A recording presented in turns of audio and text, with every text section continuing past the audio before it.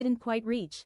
Ash? I whispered. His growl deepened, his lips peeled back, teeth flashing in the dim light. But it wasn't directed at me. It was aimed at something I couldn't see. I turned on the lamp. Nothing there. The second the light hit, he stopped. Just stopped. He blinked, looked back at me, tail giving a slow wag like nothing had happened. I told myself it was nothing. Dogs do that, right?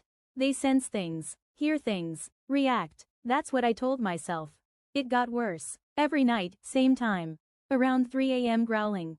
Staring. Sometimes pacing. Sometimes snapping at the air like something was just out of reach. And then came the night he turned on me.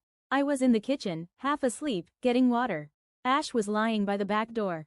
Quiet. Still. Too still. Ash? I said. His head lifted slowly. And I swear, his eyes weren't his. They looked deeper, older. I took a step closer. That's when he lunged. No warning. No growl. Just teeth. He didn't bite down hard. More like a snap that caught my sleeve, but it was enough. I stumbled back, heart hammering. Ash. What the hell? He froze mid-motion. Then, just like that, he whimpered and backed away, tail tucked, pressing himself into the corner like I was the threat. I didn't sleep that night. The next morning, I drove into town. There's an old historical office tucked between a diner and a feed store. I'd passed it 100 times, never thought to go in.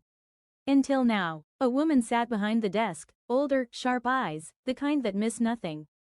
I told her about the land.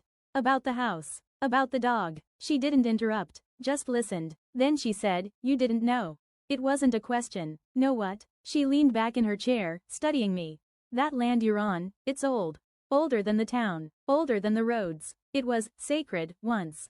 My stomach dropped. Sacred how? She hesitated, then said it plainly. Burial ground. The word hit harder than I expected. I let out a nervous laugh. Okay, that's not funny. I'm not joking. She pulled out a file, yellowed papers, maps, photos. Markings that lined up exactly with my property. They weren't just buried there, she continued. They were protected. Rituals. Boundaries. Things meant to keep the dead from being disturbed. I felt a chill crawl up my spine despite the heat. My house was built right on top of it. I drove home in silence. Ash was waiting at the door. The second I stepped inside, he stiffened. Not at me. Past me. Behind me. That same low growl started again, deeper than ever. I turned slowly. Nothing there, but the air felt wrong. Thick. Pressing. Ash backed away, hackles raised, teeth bared, not at me, but at the empty space just over my shoulder. And then I understood. He wasn't turning vicious. He was fighting something. That night, I didn't sleep. I sat on the floor with Ash, lights on, every corner visible.